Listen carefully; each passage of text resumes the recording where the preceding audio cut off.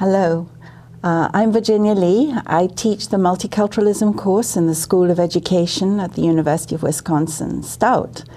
We live in a very unequal and inequitable society and world at the moment. And it's our view that we need to be able to understand clearly how our schools and other institutions work if we're going to serve everyone's needs. One of the concerns, serious concerns, we have in the School of Education at Stout is to better address the mandate of Wisconsin Act 31, which is one of the driving forces behind the multiculturalism course. So with this concern in mind, we've asked Brian Jackson, the president of the Wisconsin Indian Education Association since 2008, and a member of the WIEA since 2006, to come to Stout and make this video so that we better understand First Nations treaty rights, sovereignty rights, and culture in Wisconsin. So welcome, Brian. I wonder if we could start by asking you to please tell us about Wisconsin Act 31 within American Indian Studies. Well, I think to me it's all about history. When you think about American Indian Studies in general, and I think of one of my advisors in my doctorate program, Dr. Bolio, he talks about being on the Hill in the 70s and having the Indian Education Act enacted on a federal level. And so what does that mean on a state level? And so when you think of Wisconsin Statute Act 31 forming in the 80s as a result of the walleye wars in the Lac du Flambeau area, the fish, spearfishing controversy. So that there was late 80s, it was really heated. And so you're talking like 22 law agencies that were called upon to create peace, during this time. And so part of that is a result, some of the stories from the tribal leaders, as my father, Tom Mawson, one of the stories that he had indicated during that time was a leader at that time where he was receiving death threats. His dog was killed. He had shots at his house. He had a caravan of folks, about 4 other vehicles that were following him to one of the boat landings. And so when he got over there, and he was really happy to see law enforcement. And so he says, I'm glad to see you guys here, and one of the law enforcement officials says, if I had this badge on, I'd be over there on that line, with them, against this issue. And so that really opened up eyes of really creating more awareness, on a state level, where tribes come together and they say, well, we got to do something to provide awareness for the schools. That's what really begins to educate and provide awareness of Indian people and sharing the ways of who we are. And that's what it really comes down to. When you think of Act 31, what does that really mean to an individual? For me, my involvement over the course of about 15 years with it, from WIEA, Wisconsin Education Association perspective is, how can we advocate to provide that awareness, to school districts? There are 24 public schools in Wisconsin. And so Act 31 really means is sharing awareness, the analogy of walk softly, listen carefully, is really the analogy when you think about sharing awareness for any people of color, what wanting to share the history really comes down to. Thank you. Is cultural sensitivity and responsiveness embedded in all of your professional development trainings? I believe so. I think for me, as a Lac du Flambeau Ojibwe man, and being a family man and being respectful in the 7 teachings that we have within the Lac du Flambeau Public School, where I work full time as part of the Cultural Connections team and also part of Wisconsin Medical College behavioral health grant. And so we have our teachings that go into it, and part of that teaching is humility. And so humility is really huge, and really owning our actions, our behaviors. Now we tell our student bodies, whatever that may be, and I think that's going to really reflect on the students' growth, on individuals' growth, especially as an educator and teacher. When they walk through that door and they have their biases. We all have biases, and it's a matter of checking those at the door. How are we going to have the same vision of really educating a student in a good way? And so when you think of cultural responsiveness, my role within the Lac du Flambeau school districts is to be in other schools. Now I'll provide an example. I was at one of the schools, ABW, and so we actually held a powwow last week. And so the school's never had a powwow. And so the first graders had me come in to talk to them, to give them a short lesson on what a powwow is. And so I gave them a short lesson what a powwow is, expectations. Powwow generally is a celebration event, coming together and visiting, singing, dancing. And so I walked them through that protocol, when it's appropriate to stand for the grand entry, the flag songs, the prayers, and such, and not to be respectful to the dancers' outfits. And so they actually took it a step further, and they actually took my presentation, went to the whole school 2 days prior to the powwow, went into each classroom and said, here's the expectation in our lesson as when we have the powwow in 2 days. And part of that, when I left, I said, my real goal here is shaking each of your hands. And that's what it really comes down to, where we live in this contemporary times of getting along with each other, no matter who you are. So when you think of that handshake, it means a lot when you're shaking a person's hand. Right. What is the state of the current professional development opportunities for people working with students in your school? What's working and what needs expanding? Well, I can speak on two fronts. I think the first front is my involvement locally within the Lac du Flambeau School District itself. So 4 years ago, we actually created what's called Embracing Cultural Congruence in Indian Country. And that basically was to have the surrounding schools, which is 5 schools, 4 middle schools and high school, participated in a 2-day event around different workshop topics, basically Act 31 and other interests. And so that's built momentum. It's now a staple within the Lac du Flambeau Lakeland Union schools, is that the last day of schools in June, we have 2 days right after that, we have 2 days of time together.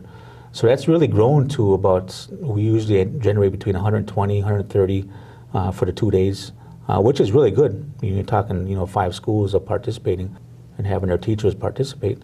So that's one opportunity for professional development for teachers and educators to take part in. Last year we had some hands-on activities. Our language director, Wayne Valier, had actually put a demonstration on doing some birch bark baskets. And so the teachers from the high school really, in their evaluation input, to say this is really what's missing from our end is really, having this hands-on opportunity.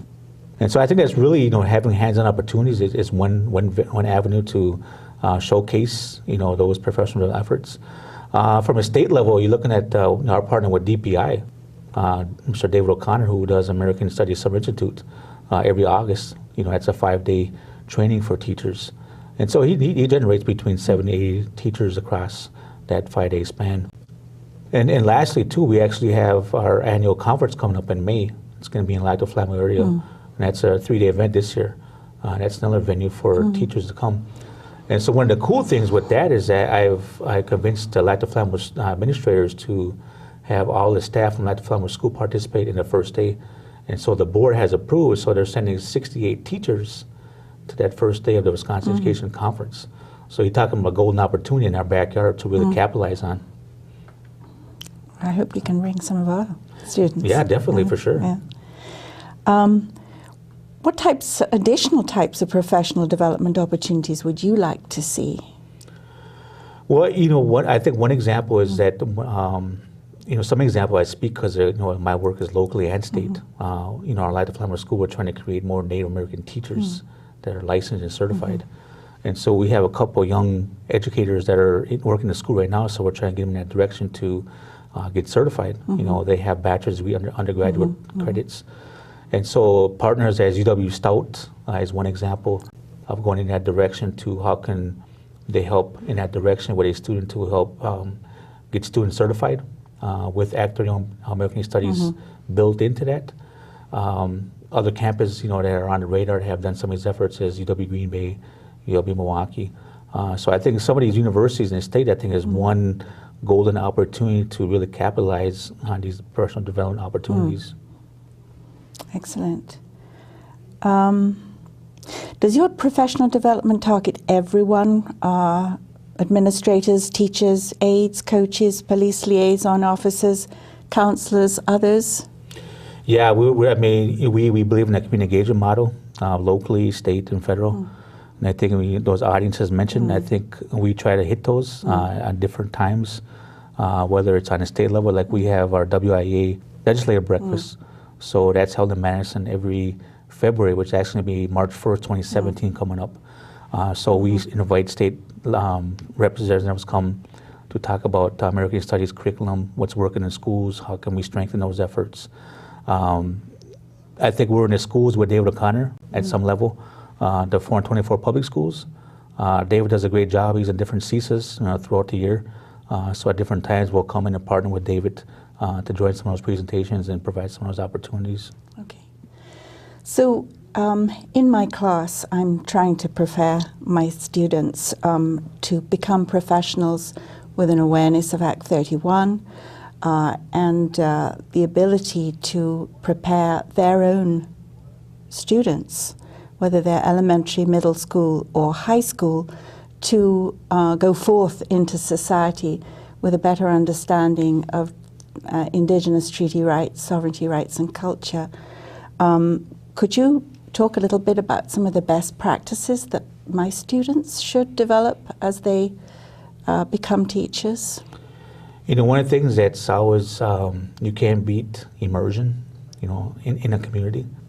And let me give you an example from a high school perspective.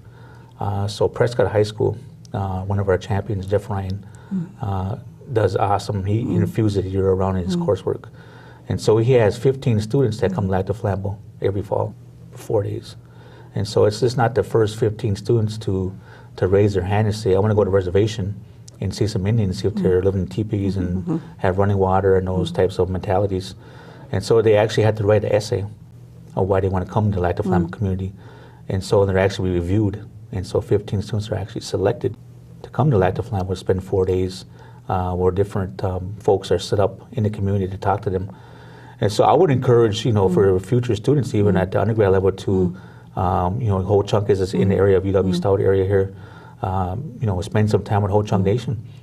Going into their schools, into their classrooms, talking to tribal education folks, tribal leaders, parents, something like the Title VII initiatives, Johnson O'Malley initiatives.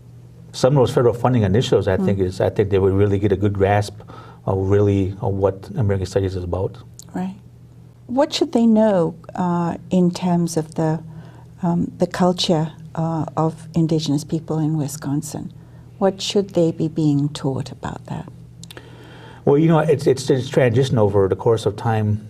When you think of when Act 31 was really 89, 88, around that time when it was enacted, that they had a focus on the Plains tribes, Southwest tribes. So there wasn't a big focus on Wisconsin tribes per se. And so that's evolved into the main focus when you think about Wisconsin Act 31, having the Wisconsin tribes as the focal points, especially in nearby communities that have reservations adjacent to those school districts. And where I come from, Lac du Flambeau, so Lakeland Union High School, is infused with Ojibwe culture. As Ho Chunk has their school districts, and their history is infused in their schools. So I think that those different levels of really the bigger picture of this movement of Indigenous thinking, because you think of an example with Milwaukee County, Columbus Day. And so the Indian Community School in Milwaukee has written some letters to the Milwaukee County Board asking to entertain the thought of changing in Columbus Day to an Indigenous Day to respect all people on that particular day.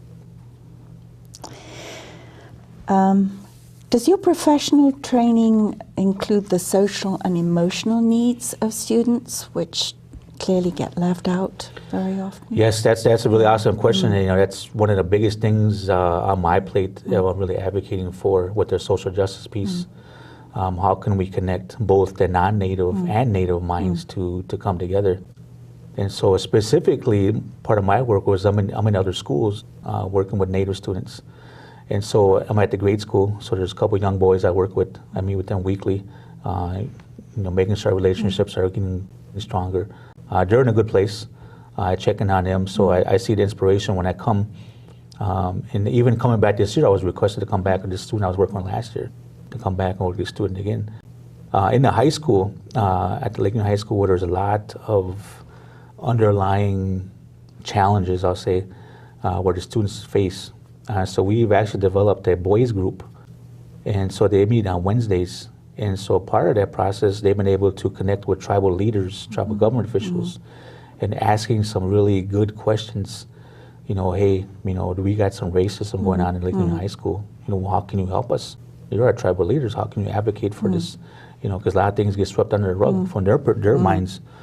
And so a lot of this information we've been gathering, from there's three men that meet with the boys, and it's growing. And so we call it standing away circle time. So you're talking about connecting with those needs, not just the academic pieces, but how do they fit in? And there's actually a unique dynamic in the Lakeland High School, because you have your traditional kind of students have a foundation of identity versus where similar students may have traveled and went to the other feeder schools. And so they didn't get a lot of the teachings within the lack of Flambeau. So when they get to the high school, they're missing those pieces. And so they're actually labeled as apples from their peers. So you got kind of two groups. You got the traditional minded people, students, and you got the other group, they're being labeled as apples because they weren't part of, some of their teachings and lack of Flambeau. So getting to those barriers too, and I always tell we're all Native, we're all American Indians together. And we asked the students to do two things. They say, can you identify a teacher in the high school that is a champion that supports you, that supports American Indian Studies curriculum, that supports you as a Native student? And also I said, can you find a student, a friend that could join a circle, and to really build this momentum? We have an initiative on campus which is termed Intercultural Competence. You could add consciousness to that. And then a number of us are also working on helping students to understand the context from which they've come and in which they're operating. I'm talking about a disproportionately white student population. In terms of those two things, developing intercultural competence and understanding sort of neo-colonial, racist, just to name it, environment out of which Act 31 has come, would you offer a few words of wisdom for us? That's an interesting point too, because you think of all people of color, different, wherever you come from. One of the things, that always been instilled in me as a man, as my father always said, there's no wrong way of praying. I know respect the people how they pray, no matter who they are and what color they come from. So when you think of those connections with consciousness or competence, I think as a board we kind of moved away from competence, cultural competence. And so that they would use the word congruence. It kind of lines up. It's a little more, it's a different word. It's not attacked as much anymore. Right. And so when you think of, I think of rebranding, because that's the journey we are on with the Act 31. And so I had an opportunity to meet with tribal leaders at the state level a few weeks ago. And so we talked about rebranding, not so much taking the word out. So we're thinking of this calling American Studies, Wisconsin-Statute Act 31, where that's at the end of the theme. And so you have the American Studies in the beginning, so folks can identify what this is about. And also there's some language that may be possibly amended from our tribal leaders are now trying to negotiate with state folks of amending some language within that. And that really connects with other efforts. You look on a state level, whether it's Latino, Asian, Hmong, you look at those other groups of color, how does our work affect them as well? How does their work affect us? Building these collaborations, I think it really comes down to, really strengthening our efforts. That's what really comes down to. You think of really competence of how can we strengthen as a unit. So much more to talk about. Would you like to just talk a little bit freely about what you think our student teachers should know about Act 31 as we've got a few minutes left? Well, I think, the main thing is having an open mind. And I think that's where it really begins, knowing that we all have biases and really engaging in relationship building. Because if you can engage in relationship building, you're really going to see what the fruit of the statute is, of a community is, relationships. I can't say enough because that's how the might networks have built of state officials, tribal leaders, community folks, academic folks, the sensitivity of research in the country. It's really delicate.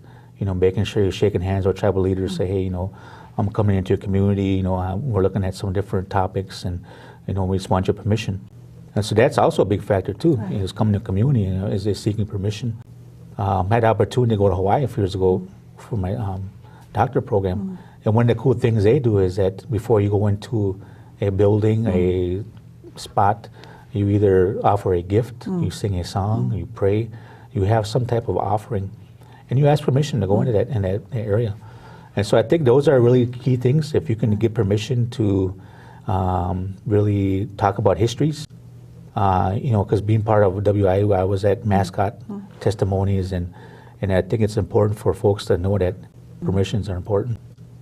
There's so much more to talk about, and we unfortunately have run out of time, but I wanted to thank you very much for this session, to invite you to come back, because I think there's a lot more that we and our students would like to know about Act 31, but just generally about the condition of relationships in Wisconsin and the wider United States and world.